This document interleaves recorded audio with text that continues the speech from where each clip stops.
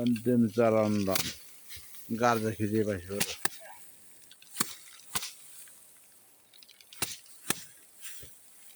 अन्तिम चरणमा गार्जा अन्तिम चरणको धान झारिँदैछ भनेर हाम्रो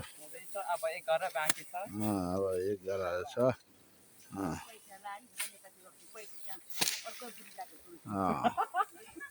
ल अब पुरा गोविचार च्यानलले काम गर्नु भयो यता पर्यो दुधकोशीको किनार ल लाइक कमेन्ट शेयर सब्स्क्राइब धमाधम गरौँ उल्टो तरिकाले लाइक कमेन्ट सेयर गरिदिनु